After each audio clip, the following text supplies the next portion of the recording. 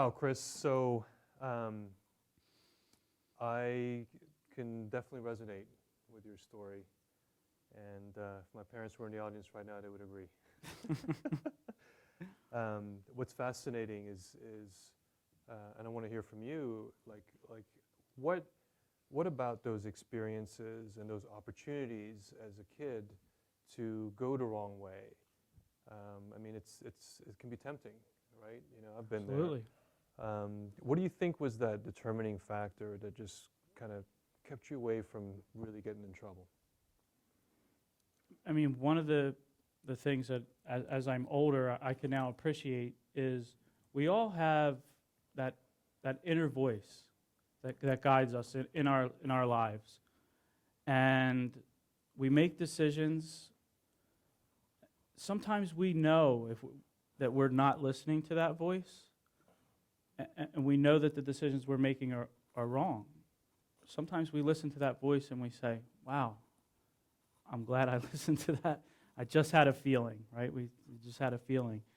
And I always had that, whatever it is, you know, that inner voice that guided me and kept me from making those decisions. And I made a conscious decision myself, having looked at a cycle of poverty, of, you know, aunts, uncles, you know, the people that have gone through that cycle. And I made a conscious decision looking at that to say, that's not going to be me.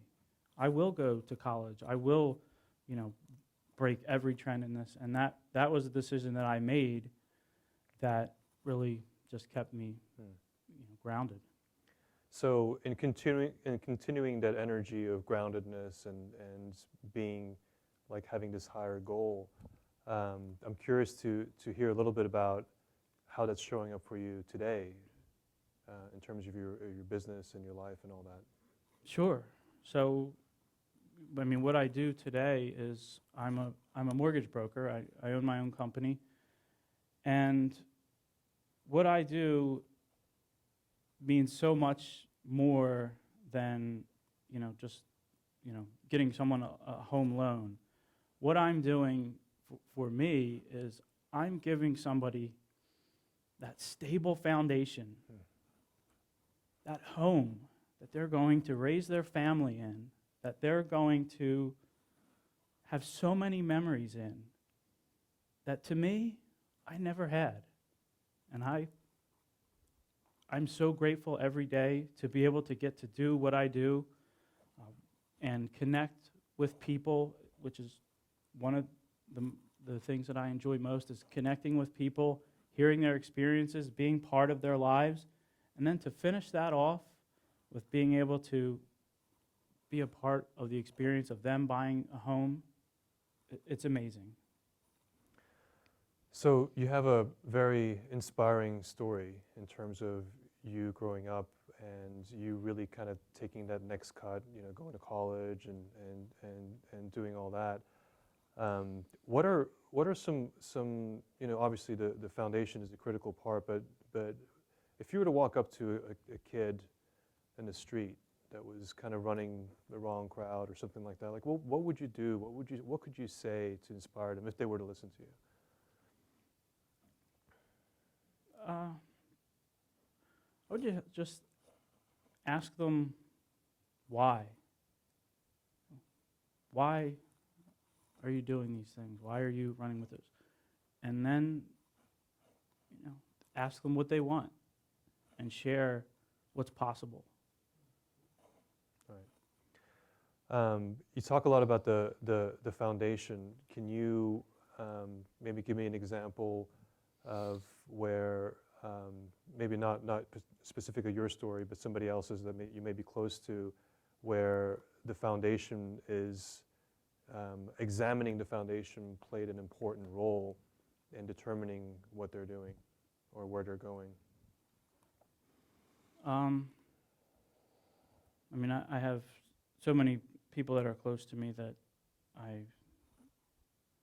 you know, have amazing stories, and their foundations have played roles in what they do. And I know, you know, just within my own family, I mean, my wife and I have connected.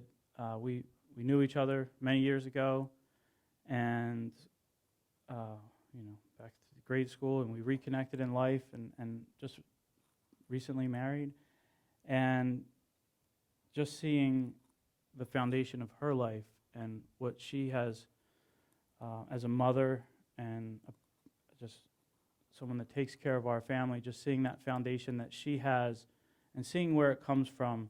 She's an Italian woman, so her foundation is strong. And seeing that and seeing how that translates to our family is amazing to me as well, just to see her with how she's building on that foundation. So it seems like there's an opportunity for you to leverage your experiences a little bit and show people this kind of self-examination of looking at your foundation and building upon that. Maybe are you planning or do you have any things in mind in terms of being able to help guide people maybe a little bit by looking at the foundation? And Absolutely. Yeah. So part of what I've really been able to hone in on and get clarity on through this experience is I've always had a gift to connect with people and to make people feel comfortable and just really, I could use it in sales and in business and those ways I've found clearly ways to use it. But outside of that, I've always, again, had that voice of, you could do more, there's bigger things. And I'm exploring that now through this opportunity has given me clarity. And I'm going to be starting a podcast called Fuel. And Fuel is going to be where I sit down one-on-one with individuals, and Fuel is it's an acronym for Foundations Under Extraordinary Lives. Wow. And I'm going to sit down with people one-on-one and have a conversation with them to see what their fuel is. What is their foundation built on? It's great that you can sit down with somebody that's a mover and shaker, in business and politics and whatever it is. And most of the time, people know what they do. If you're a big name, everybody knows. But what I want to do is I want to talk to those people that are at that level, and I want to get to who they are. I want to put the titles and the big shot, put everything away and find out what their fuel is. So stay tuned. Can't wait for that. So the mortgage industry is very transactional. It's number-based. There's the house that I want, and it's the rates, and you're kind of comparing rates. Extremely transactional, and I find it fascinating that you're even sitting here right now, sharing with us this story in a very transactional world. So can you attribute some of your success to your ability to examine the foundation and building that relationship with people?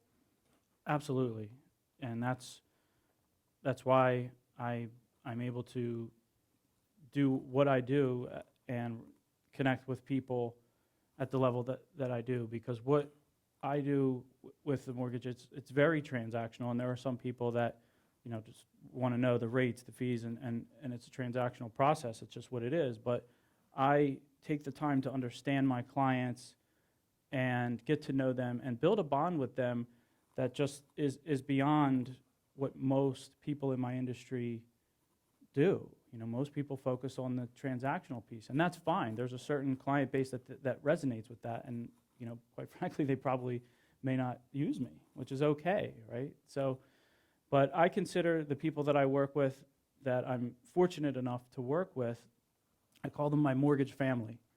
And I attribute my success to not only just closing that transaction, but to engaging with them well beyond that transaction. We have events. We do, check-ins throughout the year. We do fun, goofy monthly mailers. And we do all of these things, and we stay in touch. Our holiday party is one of the best things that we do. The families will come out. We did it at the Media Theater for the last few years. Around the holidays, they have a big show, so I'll invite my clients, and they come back, and they tell me all the stories of what's happened in their home, What's happened? Oh, we're having a baby. We're redoing the kit. All these things, and I get to be part of that experience. And I think that's what sets me apart in the process is I'm not transactional. It's a relationship that I'm building for life. That's awesome. Absolutely. So the signature question for the proof. What is your meaning of life in 3 words? 3 words. No pressure. So I guess I'll tie it up with embrace your foundation. Yeah. Nice. Beautiful.